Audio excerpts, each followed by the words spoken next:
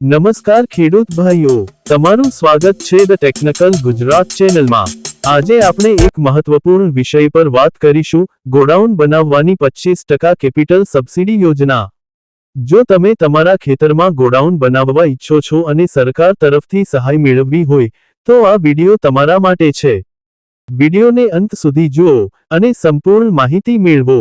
મિત્રો, ચેનલમાં નવા હો તો ચેનલને સબસ્ક્રાઇબ કરી દેજો જેથી કોઈ પણ માહિતગાર વિડિયો તમારા સુધી પહોંચી શકે। ચાલો મિત્રો, આજના વિડિયો તરફ આગળ વધીએ।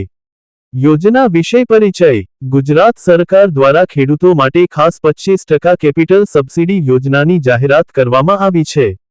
આ યોજના હેઠળ ખેડૂત તેમના ખેતરમાં અનાજ સંગ્રહ માટે ગોડાઉન બનાવી શકે છે અને તેના માટે 25% સુધી સહાય મેળવી શકે છે।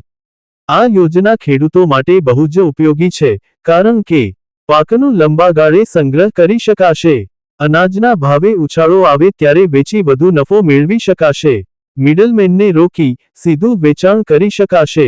કોણ કોણ આ સહાય માટે પાત્ર છે? આ યોજનામાં અરજદાર બનવા માટે નીચેના પાત્રતા માપદંડો છે। અરજદાર ખેડૂત હોવો જોઈએ, ખેડૂતના નામે જમીન હોવી જોઈએ, ગોડાઉન ઓછામાં ઓછું 100 મેટ્રિક ટન ક્ષમતા ધરાવતું હોવું જોઈએ, ખેડૂતો સ્વામિત્વ હેઠળના જમીનમાં ગોડાઉન બનાવી શકે।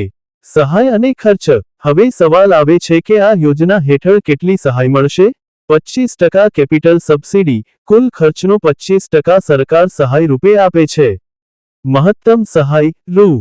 2.25 લાખ સુધી સહાય મળવાની સંભાવના।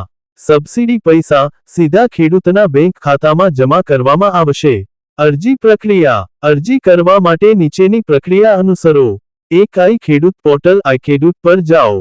2. યોજનાઓ વિભાગમાં ગોડાઉન સહાય યોજના પસંદ કરો। 3. જરૂરી દસ્તાવેજો અપલોડ કરો।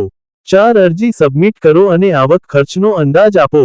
5. કૃષિ વિભાગના અધિકારી તમારું સર્વેક્ષણ કરશે। જરૂરી દસ્તાવેજો જોઈએ। હવે કયા દસ્તાવેજોની જરૂર પડશે?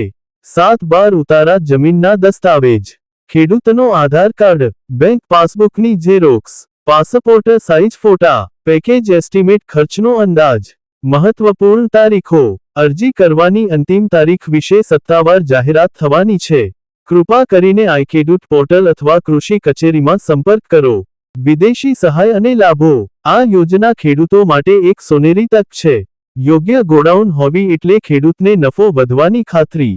તો જો તમે તમારા ખેતરમાં ગોડાઉન બનાવવા માંગતા હો તો તાત્કાલિક અરજી કરો। હવે તમારો પ્રતિસાદ જણાવો, શું તમે આ યોજના માટે અરજી કરશો?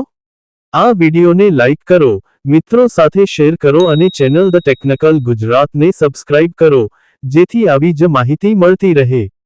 જો કોઈ પ્રશ્ન હોય તો કમેન્ટ કરી પૂછો।